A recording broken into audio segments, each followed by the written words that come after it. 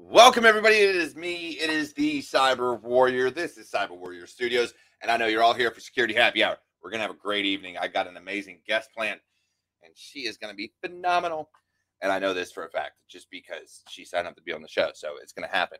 But either way, look, a lot of big things happening. It's been a rough week for me. It's probably been a rough week for some other people. Look, we're going to get through it together. It's a Friday, so we're going to enjoy ourselves. I'll see you here in a minute.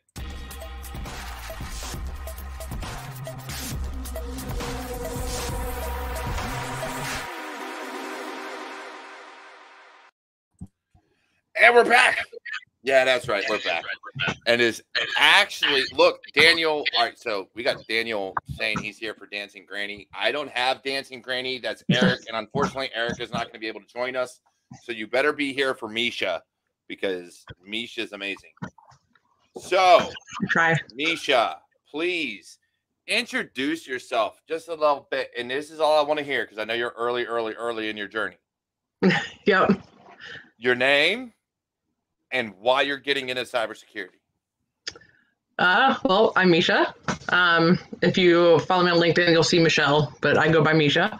I am getting into cybersecurity because I love technology, and originally I wanted just to be behind the scenes with like dealing with hardware and stuff like that. But then I started learning a little bit about programming, and then realized that I really like, I guess, like the programming, but then seeing what you can do to stop people and do things. So like all of it mixed in together. So cybersecurity just felt like it was like the right path for me. And so far, so good. It was home. It was home. I mean, yeah. So you are very early in your journey, and I know you're just starting college. Like you're only probably a year in or two into your cybersecurity. Oh, no. I'm actually just started in July. So you're brandy new. I'm super new. Yeah. So I guess my first question is, what made you go back to college for it as opposed to doing some of the other ways that people have gotten in, like certifications, boot camps, or anything like that? Well, cost a lot of it, because I work for a hospital system, and they have tuition reimbursement.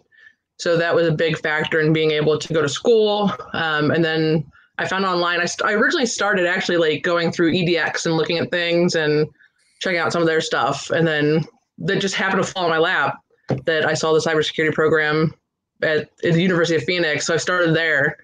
And then I'm also on the side, like doing like CompTIA and stuff like that, looking into it. So nice.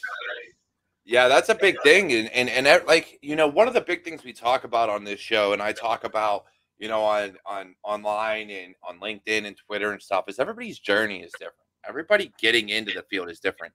And so you were actually, I don't want to get it wrong. So what is your current role? Because you went for pharmacy, and I don't believe it was pharmacy tech. Was it a pharmacist or pharmacy tech? So I am currently a pharmacy technician. So I'm a certified pharmacy technician. So I'm nationally certified and state registered. I am a lead specialty pharmacy tech is what my job title is at a specialty pharmacy. So all the expensive stuff. Yeah, right. All the good stuff that can get That's people right. really messed up. Yeah. Or save their lives. One of the two. Right. Yeah. So I don't have a warning here. Apparently, I don't know. StreamYard just told me there was an issue with my internet connection. So we'll hope it plays out well. I usually get a warning for those things. It didn't give me one this time. Nah, if not, I'm always around. There you go. So I find that interesting, because going from pharmacy, being a pharmacy tech, and the amount of schooling that went into that, I have always looked at school. Well, not actually, no, that's a lie. It's been since high school. I have an aversion to pharmacy or to school. Yeah. And it's because I find a lot of useless stuff that gets pushed onto you while you're going through it. Now, as I've gotten older, it's not as useless as I thought it was. I'll be honest. Things like psychology and philosophy actually play a huge role into how I live my life and you know, how I do things. But at the time, that is very much what I thought. So have you always enjoyed school? Is that beyond the tuition reimbursement, beyond everything else that you're getting financially from this and changing careers? Is school something in the learning journey there, something you've enjoyed? So yes and no. So I was in school about, I'm 39 now. So I was in school, 20 years ago when I graduated high school, and then went straight to college and dropped out. It wasn't for me. It wasn't my path. I wanted to work. And then I worked at Spencer's for 8 years, and then I went into pharmacy, believe it or not. So it was a huge different transition then too. I like school. Do I like where I'm at in school now? No, because I have to do all those general classes first, but it's not too bad either. Like, it keeps me motivated to study. So none of your general classes from when you first went to college transferred over? No, so I'm one of those lucky people that owe student loans. Oh, me too. So, so I actually have to pay all my tuition out of pocket. So I work 2 jobs and go to school and study on the side. So I'm still paying student loans. Don't listen, worry. Yeah, no. I will till I die, I'm sure. And they hit me up every time. They're like, hey, like as soon as this pause is over, they're like, you owe like $600 a month. And I'm like, yeah. No, have fun with that, homie. We'll figure it out eventually, but it'll I'm like, you can try, but you can just garnish my wages at this point. I don't even know, because I can't afford $700 a month. Right? Gotta live. So we have a lot of stuff here. So Carrie has put up, let's see, David Meese, a lot of resources on cyber stuff. And he just listed a bunch of free classes yesterday. David Meese is another amazing person. If you're not following him on LinkedIn, you might want to catch up with him. Doing some great things, sharing a lot of good resources. Jax S on LinkedIn. She was on she was supposed to be on last week, but wasn't able to make it. She has a YouTube channel with Outpost Gray, and they have a whole breaking into cyber with no experience. Let's see, what's another good one? Gerald Auger from in Simply Cyber, a lot of great resources. So for your journey, I understand that college is definitely one of those things. And I went and talked to some high school kids today, and like I said, everybody has their own journey and their own path to getting in. So I would say this, being how much research and how much writing goes into our career field, no matter what job you get, unless you are legitimately staying low man on the totem pole, or low woman in your case, and being technical, hands-on, like you don't really feel a need to get promoted and move up and deal with all the BS. Paperwork may not play so much of a role, but in consulting and red teaming and pen testing and even in blue teaming and things like that, as you move up the ladder, paperwork's huge. So for anybody that does not know how to write reports or do training or write documentation of any kind, that is going to be the biggest key factor. And I got to be honest, I got that from high school and college. Those 2 things taught me more about documentation than anything else. And you just learn how to write verbiage.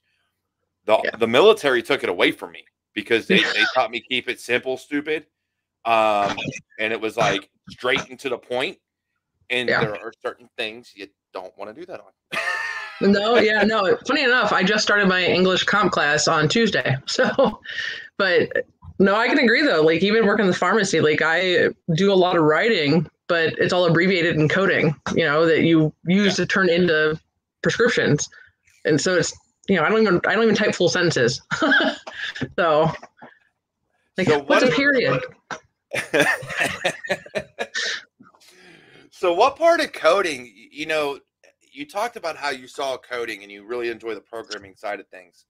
Are you doing anything outside of college to really get your foot in the door and start working on that aspect of your learning? So funny enough, like the only thing I am doing right now, I really started to see the C programming with EDX originally, and then I backed out of it because I was like, it was a little much for me, because I'm still old MySpace days, HTML, JavaScript. That's my That's my thing, you know. Yes. So the seashell's a little MySpace bit. is shit. And listen, I wish I still had my MySpace account. Like, oh no, you don't. Look, I've tried. They had it. They went to something weird. Like you could still get into it. You don't want to go there. Oh, Don't man. go down that path. The domain still exists, and they're doing something funky with it at this point. Don't go down. So I need to like try and hunt down my old stuff.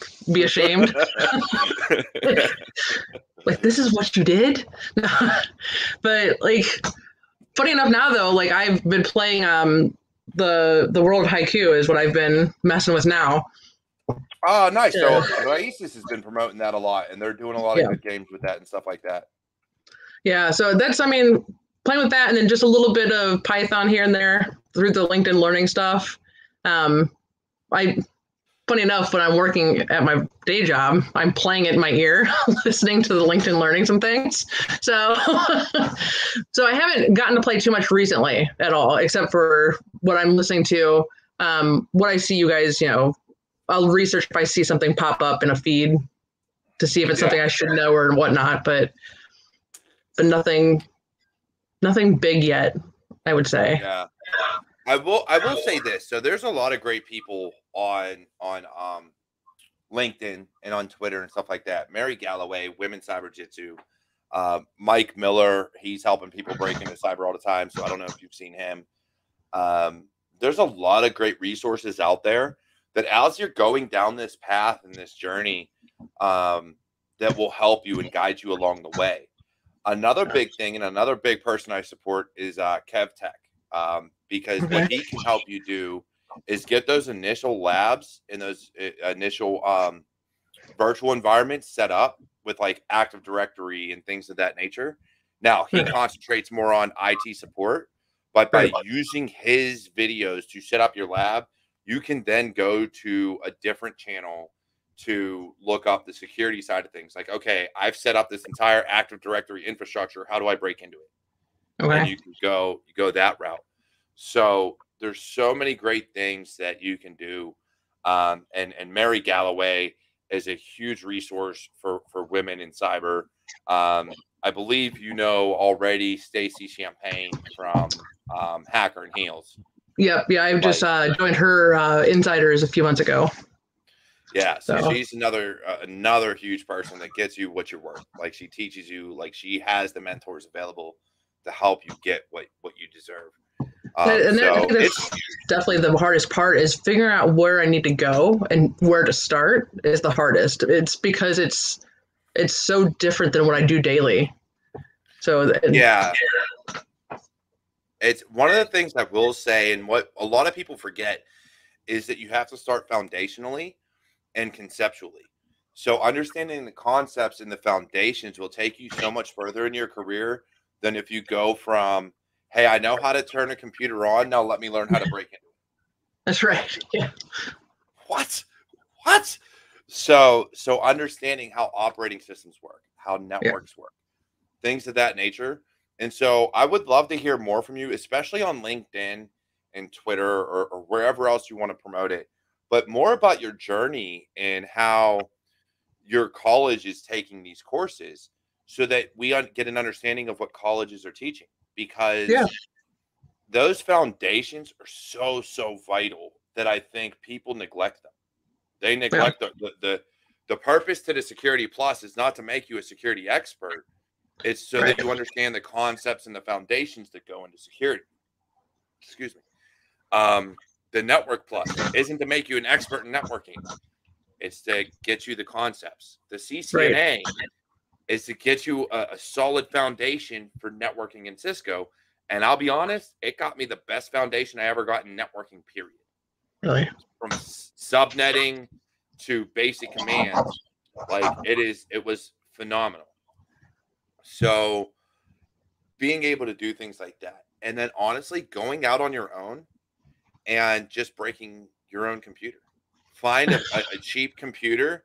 Like I would legitimately, if you can afford it, I would go out and buy an older computer, like a refurb shop, and just start playing with it, seeing what you can do, what you can break. Go out and download viruses and see what they do to your computer.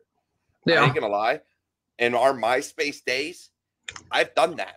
I literally crashed my computer because I went to one of those MySpace profiles that said, hey, you have to download this and install it in order to go to this MySpace page. I was the guy that was like, oh, let's see what it does. I'm going for it. I knew it was virus. I knew it was malware. I was like, let's see what it does. Oh, Yeah. it was the biggest headache in the world. Biggest headache in the world. But at the same time, it gives you, like you said, the insight to what it's doing to your computer when you're not worried about losing anything. Mm-hmm. It was my own computer. I had custom built it. I was like, I think I was in high school at the time. God, that was a while ago. And I was just like, you know what? Let's have some fun. I got nothing important. I didn't have like a bank account or anything at the time. I was like, what's the worst you're going to get? My MySpace login? I'll create a new one. I don't fucking care. So I legitimately downloaded it. And it was, I want to say, look, I mix up my malware terminology all the time. So anybody that takes me as an expert in malware, you're sorely mistaken. I always mix up the terminology. So it was like a logic bomb or something. Essentially, it basically spammed my desktop with pop-up after pop-up after pop-up after pop-up after pop-up. The shit was never ending, and it just kept going. And so I had to like use Alt-Tab in my keyboard shortcuts to eventually get MS-config to turn it off as startup, and then go ahead and reboot my machine so that I can then go in there and clean it out. Because there was no cleaning it out while it was running. It just was not going to happen. It's like Wreck-It Ralph live. Like, yeah. So with your programming in Python scripting, and that's just my little tidbit because I used to have fun with malware all the time. I would download it and purposely infect my computer. Then again, like you, I grew up in the LimeWire and Napster era where that was literally what you were downloading as viruses. Yeah. Probably still have it on my old laptop. I may or may not have gotten a few notifications from some people about some downloads. But so with that in your programming, do you think that you would prefer more the like reverse engineering side of things, the digital forensic side of things? Like what pathway do you think you're really looking to get into heavily? So right now, I think like my focus is going to be more of forensics because I am in healthcare. So I want to watch and see like I guess I sort of want to be at that point because they have the options. Like I was looking through some of our job descriptions at work, to see what the cybersecurity teams offer there. And we use, we use the big programs Epic and Cisco for everything. So, yeah. I know Epic. My mother-in-law works with Epic, so I know it pretty well. Good. Tell her I've been trying to get certified in Epic too, but it's expensive.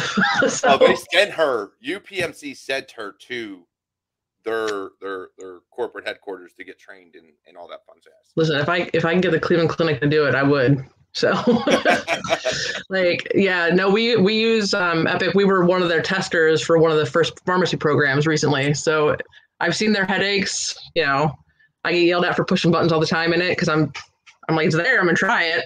My IT people hate me, literally. I get messages. It's like, hey, do not push the big red button. Here's Misha. Yes. But... Nope. Push. Heartbeat.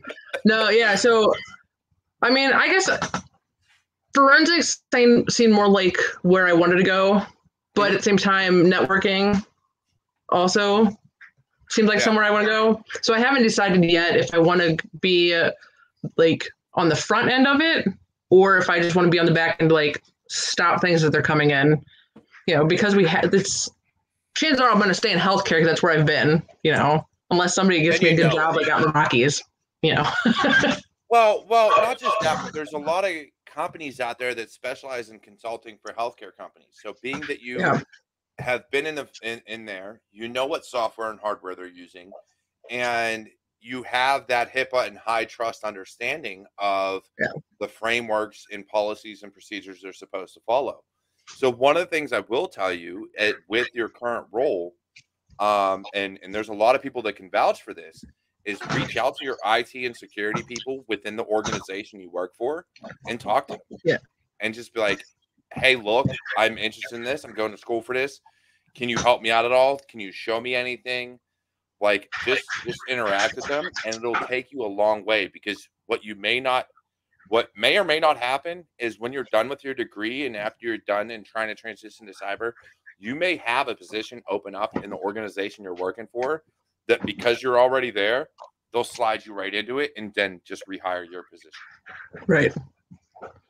So, and they'll know you and they'll trust you, and it makes it a lot easier, because if you're willing to work with them and help them, they're more willing to work with you. Right. I guess I never thought about, like, I mess with like what I'm looking for. Like, I speak to the guys, like the regular IT, like the farm IT and stuff like that. And I've been doing the stalk everybody's LinkedIn profiles and following them from the, that look like either they like somebody like I know, or they're in the field at the clinic. Just I'd be like, hi, I work here too. So, I mean, but I have this huge fear, which I've told you, Nick, I have this huge fear of sounding stupid, because, that's just how it was, like, growing up and everything. So now it just sort of built into my adulthood. So I'm so afraid to, like, just come forward and say things without being, like, I guess, goaded into it or led into it. And I think that's a fear for a lot of people, and even more so for minorities and stuff that are trying to break in. You've been put down so much that it's very difficult to, like, get past that and speak up. Yeah. And so, because there are people out there that look down on others that are like, oh, you don't belong, it makes it hard to be like, no, I do belong. Right. So it's breaking through that barrier, and it's more of a self barrier in my eyes, and I could be wrong, but it's more of a self barrier of like, no, I'm gonna put you in your place, and I do belong here. I may not know everything, but I fucking belong here, and this is where I want to be. And so I want you to get there to be able to talk to IT people and security people and be like, look, I don't know everything, but I have this question because I'm just now learning. Can you help me? Can you give me some advice? Can you give me, what are you working on? And being able to step outside that, what I have found is talking to others that if they're working within their organization already, it makes it a lot easier. It's the shitty people outside of your organization that tend to look down and be like, no, I don't want to help you. Why would I help you? So I would definitely say, reach out to those in your organization and don't be afraid. Like, don't tell them. I wouldn't go in there saying, oh, I know all this. You go in there asking questions. Like, that way you don't have to worry about looking stupid, because you're not claiming to know something you don't know. Right. You're going in there saying, I want to learn. Can you help me? Yeah. And there's a big difference, huge difference in that. And so I was like you. I was afraid of always looking stupid. So I always tried to strive to be the best. And so any room I went into, I acted like I knew nothing. Every room I've gone into, I act like I know nothing. And I'm like, can you help me? Can you teach me? What do you know? What do you know? I have learned from, like, kids as young as, I don't know, 11, 12 years old that have been on computers their entire lives, and they're freaking geniuses. I got taught assembly and reverse engineering from a 17-year-old at 33 years old. And I was like, how do you know all this? Right. So that is a big thing that I worry about too, is the age. I'm changing careers at almost 40, or trying to. But you can. Age doesn't matter. My dad was 50 some years old when he changed careers. When he finished his degree and went into cybersecurity and went into GRC, he was 50 some years old, almost 60. So age it doesn't matter. Now, that's not saying some companies won't look at you and say, oh, you're too old. There are shitty companies like that. There are, but it's not about the company. See, you're going to interview and you're going to talk to companies. You have to find the one that fits you. And if they look at you in that way, then you don't want to be there anyways. Yeah, true. You want to be. So find a company that'll be like, yeah, let's bring you on. You have experience. You've done pharmacy, HIPAA, high trust, all this other stuff they didn't teach you in college, you've learned on your own. Hell yeah, let's bring you on. Let's go. We're gonna get another 20 some years out of you at least. Okay, let's roll. Let's figure it out. We got this. So I would definitely like say that age doesn't mean anything. It does not. Some companies will say that. Fuck them. Yeah. That's my opinion on those companies. Fuck them. Because No, yeah. I'll take someone with that drive and that passion over someone who's like, oh yeah, I've been in this field 30 years. I know everything there is to know. Get the fuck out of here, homie. No, you don't. Like, nobody will ever know everything. I wouldn't care. Straight out of high school, hey, yeah, or college, like those straight out of college are like, oh yeah, I just graduated college. I deserve this job. What have you done? Right. I mean, I'm all for bringing in a college grad to a junior position. I'm all for it. But don't come in here hot-headed thinking you know everything, because you don't. Yeah. And that's the kicker, is going in there humble enough to know, I know what I know, and I don't know. And I know what I know, and I know what I don't know.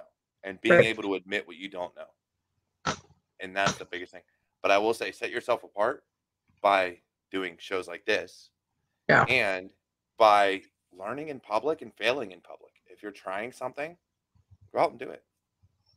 Fuck it. I'm going to put it on LinkedIn. I'm going to write a whole article and blog post. Hey, I did all this. I fucked up here, here, here, and here. But then I figured it out and fixed it here, here, here, and here. Fuck y'all. I did this shit. It's all me. Right. Here's my fails. Here's my good. Now, you know, and it's like, I guess you don't think about it that way, is broadcasting where you did fail, because you got to learn from your failures. I mean, you have to. And that's what I'm looking for from you, is to see more of how you're learning. I see so much of you online in terms of just your interactions with me, but I'd love to see more of just you, more of what you're doing. Because with you just starting school, that journey means so much to so many people that I think you will do wonders for the community. Not just in your journey, but the fact that you made it and you're making things happen and just letting people know about it, because then they don't feel like, oh, I can't do this. I'm 45 years old. What do I belong transferring careers? Homie, you probably got a lot of information that I ain't got. I'll take it. Yeah. No, I can start doing that as I go along. I actually think that besides my general ed, I think my classes are supposed to start either December or January is when I actually get into the full-blown like IT courses. So yeah, and I'd love to see what you're learning there. I would. Yeah, no.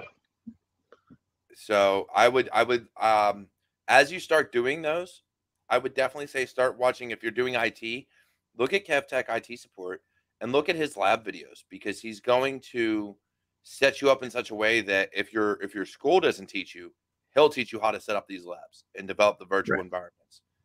And it is, what do you know? He's here. Hold on. He showed up. We all fail on something at some point. Embrace those failures and learn from it. Fail is the first attempt in learning, in case people didn't know. Yeah.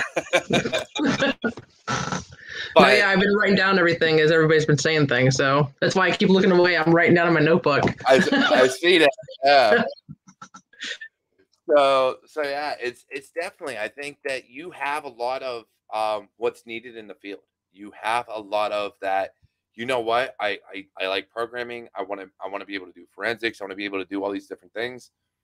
And then you just got to like initially narrow your focus and really figure out whether you like the networking side more or the digital forensic side more. Because don't be like me, who went very broad very quickly, because I have books upon books upon books that I never finished. And that's actually one thing I was going to ask today, is like how people found out where they wanted to be at. So, all right, poll for the audience. Go ahead, put in how you figured out what you want to do in cybersecurity. I'm going to give my take, but I would love to hear everybody else's take. And Robert Notar Francesco, who has been on this show, he's going to give his take too, or at least he's better because he was late, so he needs to. Yeah. But no, for me, it was, I ended up, Well, I told you I used to play with viruses back in high school and just download them on my computer and see what they would do. And I also dealt with AOL and punters and all that other stuff. So I really liked the offensive side. So the first part of what I got into was breaking into wireless networks. And then from there, it kind of grew. And then I realized I also needed to know the blue team side. So I started doing that. And then between the military and everything else, I got such a broad range of training. I never, and I absolutely despise the term expert. It is the worst term ever in cybersecurity. Unless you want to tell me you were like, because actually I did tell him that. Unless you're like Alyssa Knight, who is the queen of API hacking, and I would consider her an expert in that area. I hate the term expert. Like, unless you're able to like know so much that nobody like conceivably could possibly know more than you, except for the person that designed it.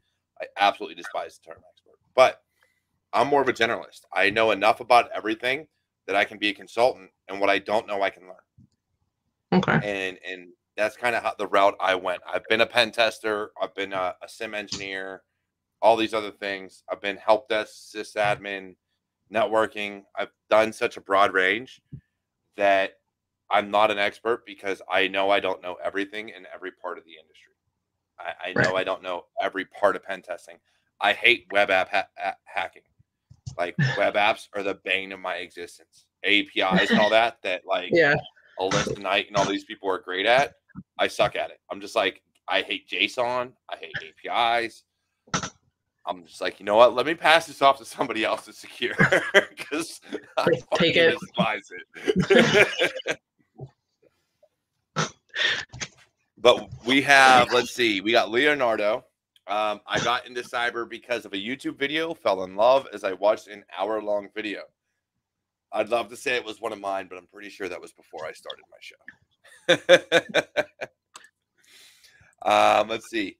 Reach out to people on LinkedIn, take them out for coffee, and get a day in the life of their job. Be genuine with your LinkedIn connections. It's very true. That's how you get into cyber, any industry for that matter. Amthron, who is a buddy of mine. I was a bouncer at a club that he was a DJ at because CyberWarrior told me to join. CyberWarrior told me to join the cyber field. Actually, if I recall correctly, Amthron, you brought up the idea first. I just pushed you further in that direction. Robert Notar Francisco, I am forever a jack of all trades. I don't think I'll ever be satisfied doing one thing. Very true. Let's see. Leonardo loves web app hacking. I do hate PowerShell, KevTech. I do. I don't know if Leonardo does, but I hate PowerShell. What is PowerShell? Robert, what'd you say? What is PowerShell? So PowerShell is on Windows. So you know the command prompt? Yeah. The command line? PowerShell is the blue screen that you get now for commands. And it is a hell of a lot more powerful. And so what you will see companies do because of the history of command line, they will disable CMD. There are certain organizations that I was a part of that would do that. But then what they would enable is PowerShell. So disable command line, give you PowerShell. Well, the thing is, through PowerShell with the right commands and with the right scripts and the right knowledge, you can elevate yourself to an administrator from a local admin as long as you have PowerShell and the ability to run scripts. And there are organizations that didn't realize that. So PowerShell is dangerous. It's very good for sysadmins, very good for administrators. I hate the language. I despise it, but it is a fantastic tool to learn, and learning how to do PowerShell scripting, especially as a security person, is huge. You'll see a lot of PowerShell scripts come out for red team, blue team, sysadmins. That the PowerShell is an amazing tool, and it is now on Linux also. So you can actually download PowerShell for Linux. Leonardo, I didn't tell you back then it was a John Hammond video. Well, John Hammond has been creating videos for quite some time. I think longer than me, actually. And he's an amazing person. So I'm not going to deny that. Let's see. I can tell you when I wanted out of cyber. Sarn AR. Hey, homie, you're still here. You haven't left. He's a data scientist. I love him. My buddy from the Army. Leonardo, I love PowerShell. All right, so I'm the only one that hates it. Great, cool. As long as I know I hate it, we're good. You know your It's place. an amazing tool. Amazing tool. I despise the language. I hate the way Microsoft did it. Python is my baby.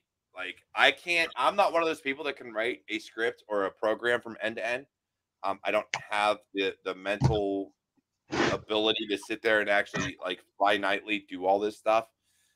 But I can go through and read a Python script like I'm reading a book. And I can understand what it's doing and figure out where it broke or what's going on. But PowerShell, no. Ruby, no. C, hell no.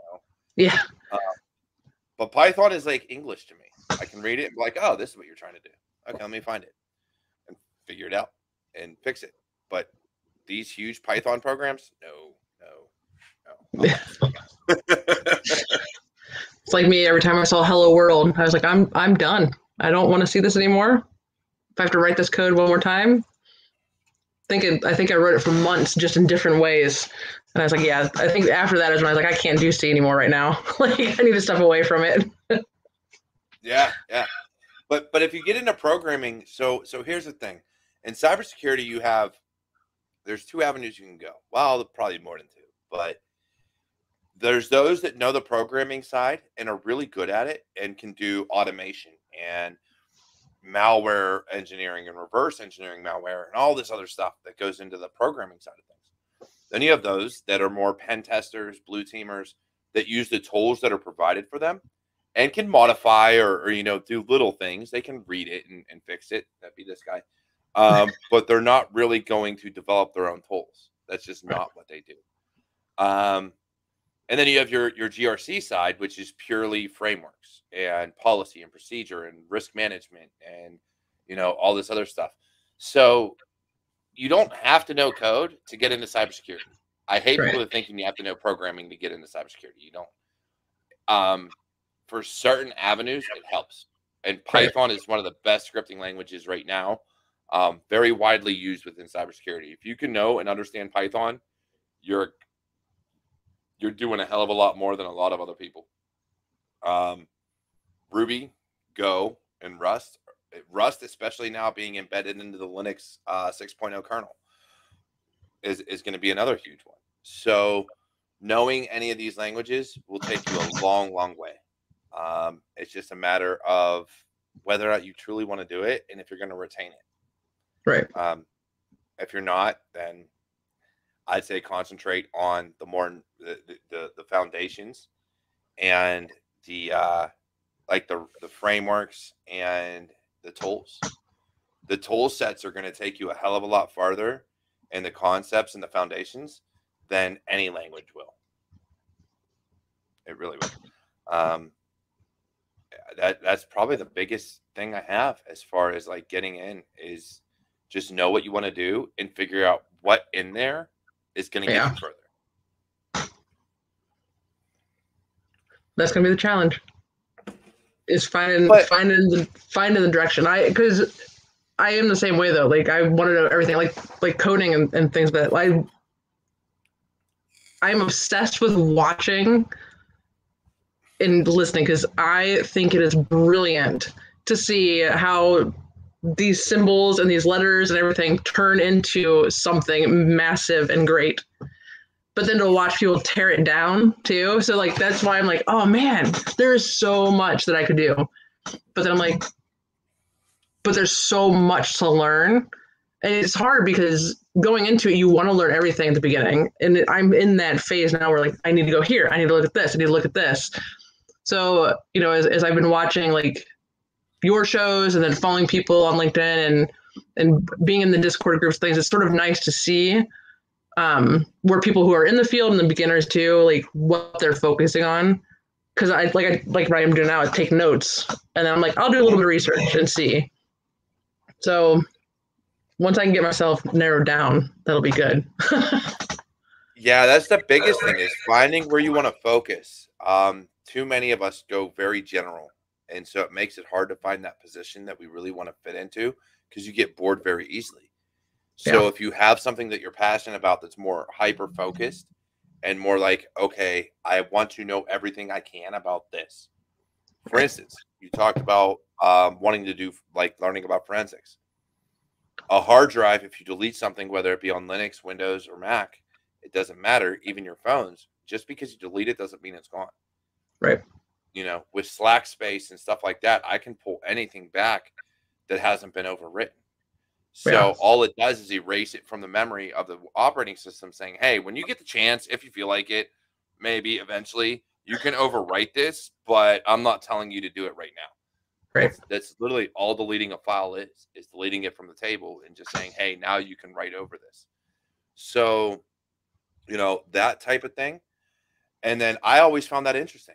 Like years ago, I started playing with forensic tools because I was like, wow, it's like really interesting that someone can like delete their entire history and then I can pull almost all of it back. Yeah. Very rarely can you get it all if that computer is constantly in use, but you can pull a lot back just from someone deleting stuff.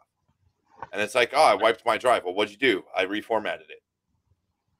Cool. Let me just do this. And we've got about 60% back. Cool. You didn't delete what you needed to. Right. You know, so that concept just has always blown my mind and is something that I think that a lot of people don't realize. And so forensics has been huge. Network forensics, even more. If you like, that's something. There you go, Misha. I got one for you. Like networking and forensics, network forensics is where you go. Because PCAP files and the amount of data in there and what you can get from the networking side of things as data transmits over the network, amazing. Completely amazing. Especially when you got stupid companies that transmit stuff in clear text. The amount of passwords and downloads and files and images you can get. Yeah. It's a lot. It's a lot. May have to look at that one now. Yeah, thanks network for forensics. open page already. Hey, I got you, girl. I got you.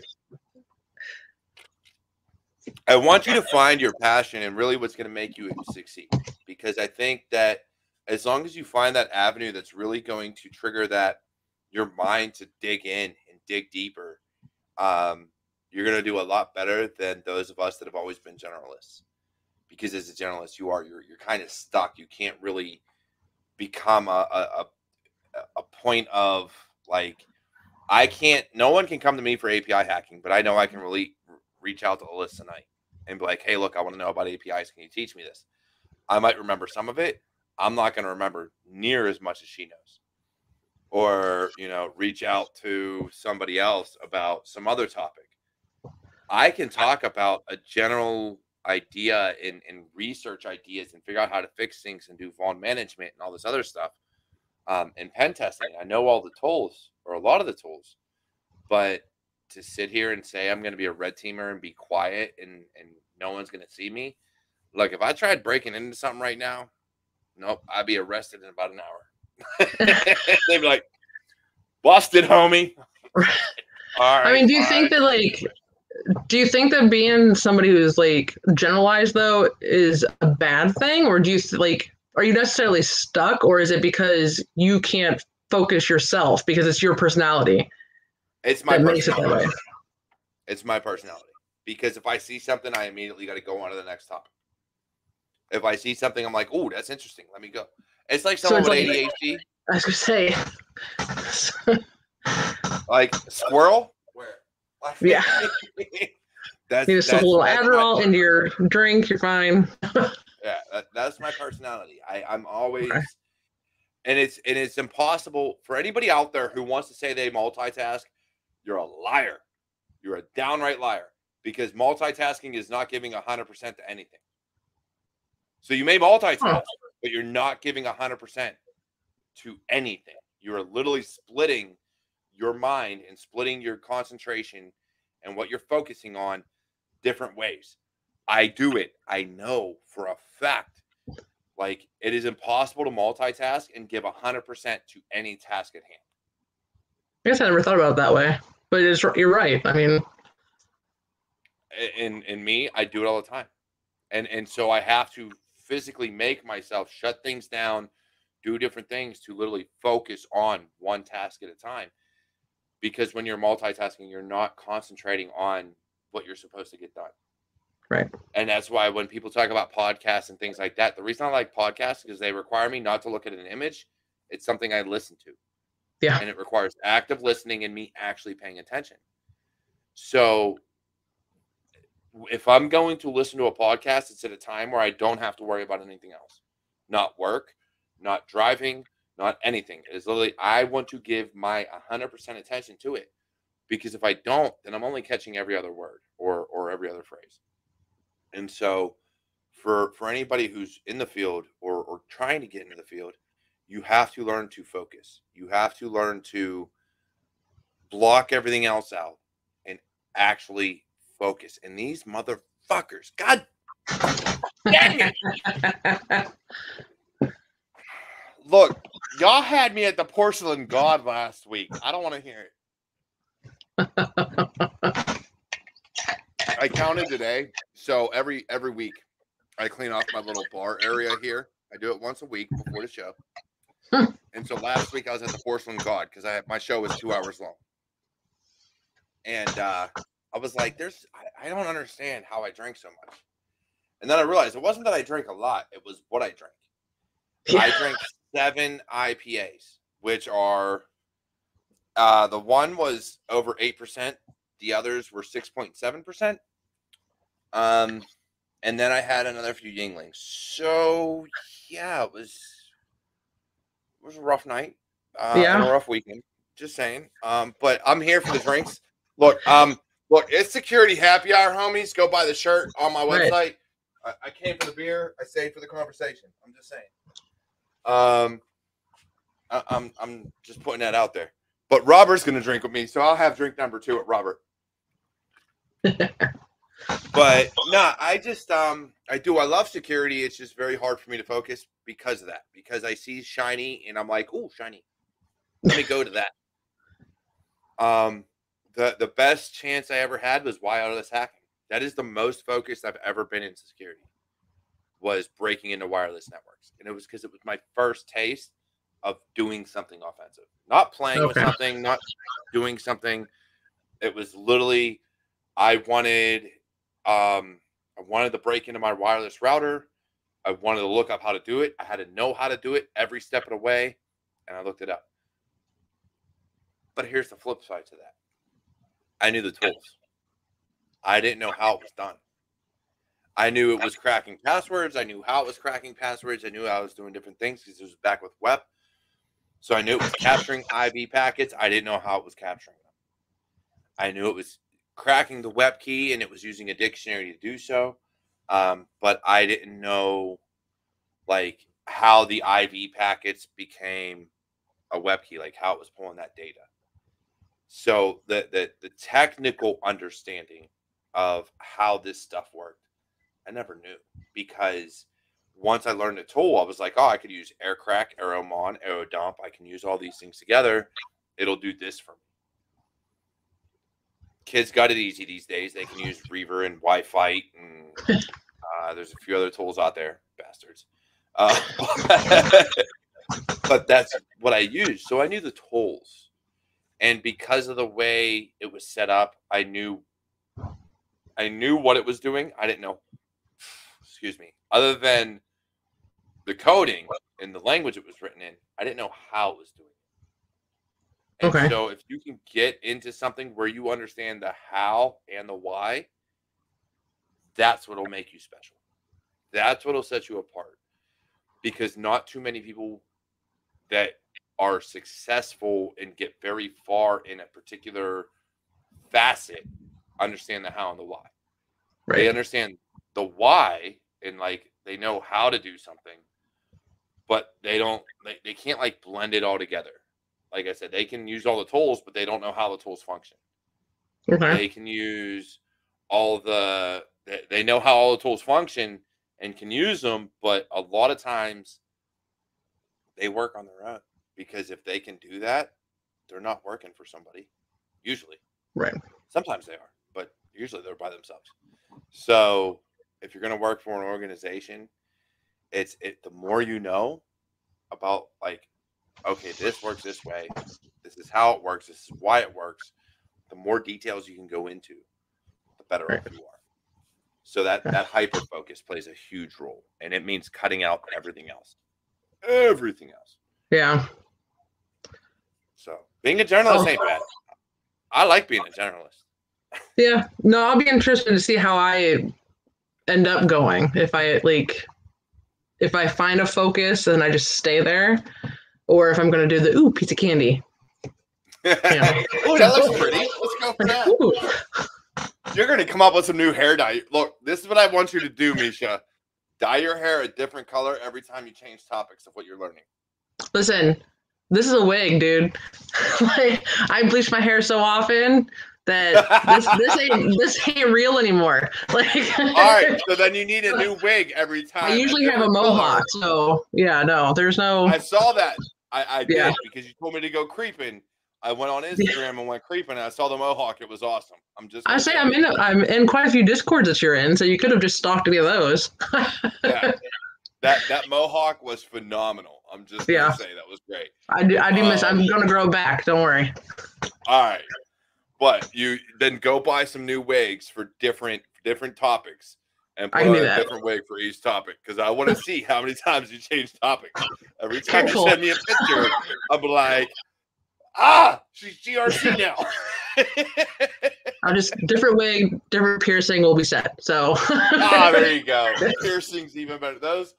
Although those you can't send me everything. Look, let's be honest. Piercing, unless you start going all the way up the side of your face or something. No, listen. I've got the 2. I have one here. Technically, noses. Yeah, no. There's so much I can hide behind a mask at the hospital without having to put clear studs in. So it's the only upside of the pandemic is not having to take all of this out. This is true. That the hospitals tend to frown upon piercings. Yeah. Which still blows my mind to this day. I'm like, it's sanitary, it's covered. I don't understand the problem. I can still give CPR with my lip rings. Like, I'm sorry. Like, right? Like, I don't understand the problem. So, They actually, you know what, though, they've gotten a lot better, at least, like, I work for the Cleveland Clinic, and it's a massive organization out here. And they have actually gotten a lot better with our doctors and things about having their tattoos. Obviously, piercings and, whatnot. I don't work in front of patients, though, so I have a little bit more leeway. I'm locked in the basement, with cancer drugs and, they should go away. No. So wait, they gave you syringes? God, listen, Misha. Yeah, but listen, you want to know how much these syringes cost? One syringe, right? 1 half ml syringe. The price I just checked today, $29,000 for 1 dose. What? Like, yeah, for Crohn's disease. Yeah, and they got to take it every 8 weeks. So think about that. Like, I'm literally holding the whole look. All right, we're going to get off topic for a few minutes from cybersecurity before I end the show, because I just got to go on a quick rant of how fucked up the U.S. medical system is, and the amount of money that they charge for shit like pharmaceuticals and diabetic medication and everything else like that. It is absolutely horrendous. And I can tell you why they charge that and why insurance is mandatory. Oh, wait, I just said that. Because the insurance company is going to pay it. And then they're going to be like, oh, you still owe $200. Yep. What do I owe $200 for? Insurance paid it. Oh, they didn't pay it. You know what's the worst, though? Honestly, like, with what I've been doing for the 4 years, so what I do in the pharmacy is I don't just fill scripts. I spend my days trying to get medications approved. So I fight with insurance all day. But the other one is helping our Medicare patients who Medicare is the worst joke of a lifetime. So this same drug, that $30,000 drug, we tell our doctors, I wouldn't prescribe that to a Medicare patient. They're not going to be able to get it because they have to pay so much out of pocket, through the year. And who can afford $3,000 a month after the insurance pays? Like, so I spend a lot of my days trying to get grants and things like that for people to help. Like, and that's a lot of the reasons too that has made it where like I got to get out of where I'm at because I have such an empathy level, and it's heartbreaking. But I mean, luckily some laws have passed recently that are going to help patients. You know, next year the insulin law goes into effect, where they're going to cap insulin prices, and then in 2026, are they going to cap them like 10 grand below where they're at? So Because for certain insurance, I don't know if it's Medicare only or if it's like low income, but some are like I think 100 and some are 35. I think it's going to depend on the state. But here in Ohio, I know it's going to be $35. So as long as it doesn't get appealed again. But for those in the U.S. That are watching, I absolutely despise the Medicare and medical system and the way things are. For those that are like, oh, I'm in the UK, it's all free. At the same time, I look at it and go, but how long do you have to wait for an appointment? So it's a catch-22. When the doctors aren't making their money and they're not, you know, paid to see this stuff or do this stuff, I think insurance more than anything has been a hindrance versus a benefit. It's the insurance, not necessarily the medical system. Right. Because with insurance and the way they cover things, the medical system takes things up. And yes, I know this is a cybersecurity show, but being that the topic came up, I had to broach it a little bit. I am going from pharmacy, so see, it had to come up sometime. Hey, I just had to say, I do put more blame on the insurance company. I think I'm gonna put that blame too, even in cybersecurity with cyber insurance. This is where I think they're making headway, and that a lot of your insurance companies are requiring due diligence, and that you're actually doing your job and making sure, or doing your best effort to make sure systems are secure before they'll cover a breach. Yeah.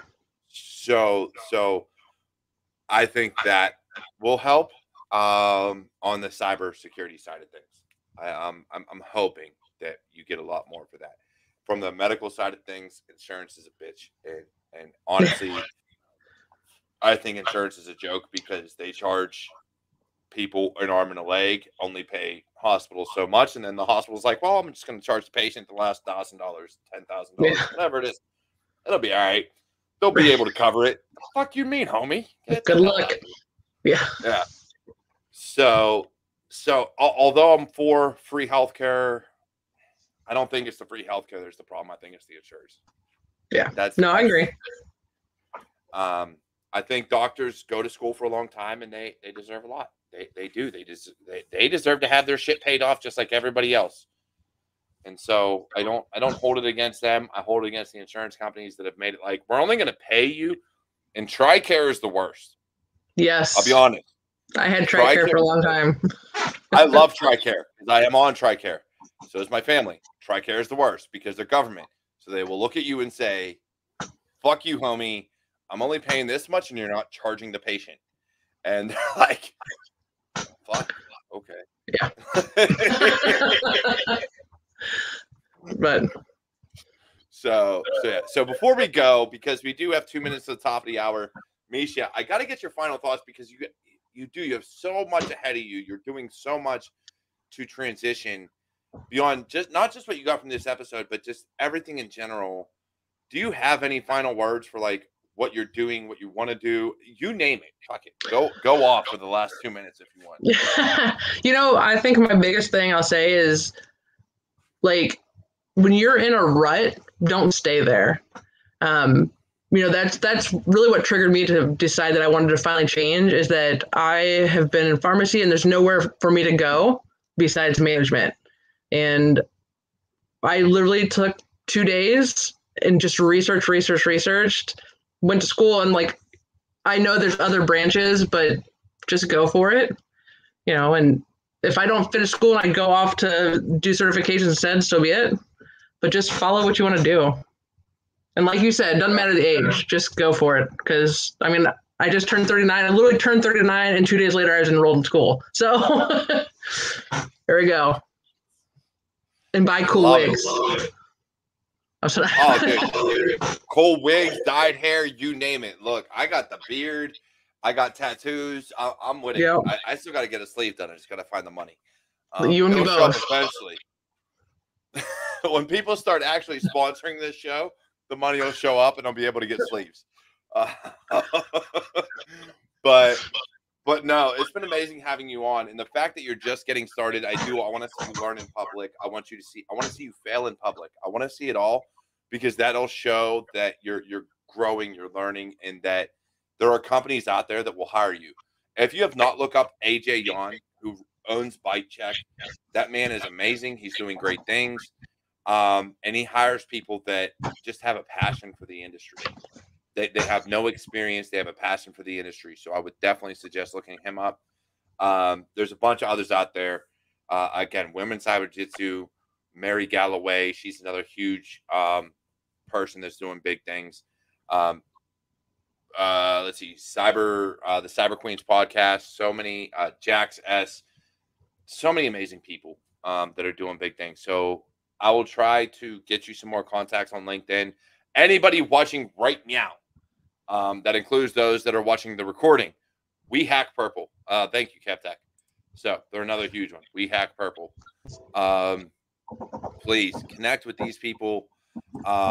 They do some amazing things, and I'd love to see your journey. I really, truly would. Because then that'll give people a reason to hire you, a reason to look for you. And if you talk to Mike Miller on LinkedIn, I've tagged him. He's been on the show, bunch of other stuff. He will help guide you on your LinkedIn journey, because there's a lot of big people that are getting into cyber that have I've started seeing them on my feed just because he helped them get there to where they're starting to show up more. So talk to Mike Miller. He's an amazing person that is helping people get known on LinkedIn and teach them those different ways to be found. So that'll help you along your journey. I'd love to see more from you. This has been an amazing episode. I truly love everything you're doing. I think we need to talk more. Thank you for always supporting everything that I do. I truly appreciate it. I can't Thanks for wait having to me. see you without. Yeah, definitely. I can't wait to see you without the wig and when your hair grows back. But the wig itself, like I said, just keep changing colors. Anytime you're like, you know what, fuck it, we're going to a new topic. I will. Don't worry. Got it. For everybody else, look, I just want to say this has been an amazing episode of Security Happy Hour. All the ways you can support the show are down below, whether it's on podcast, YouTube. Twitch doesn't allow me to do that, but LinkedIn and Facebook all do. You can head to CyberWarriorStudios.com. You can buy all this amazing merchandise. I just came out with some new ones. And for those in the comments that want to see me drink, I will say this one last time. Walk With Me podcast just came out with a new episode this week, and I'm going to come out with another one on Wednesday, so I will drink again. I love you all. Take care. Be safe. And please bring someone new into cybersecurity. We need all the help we can get.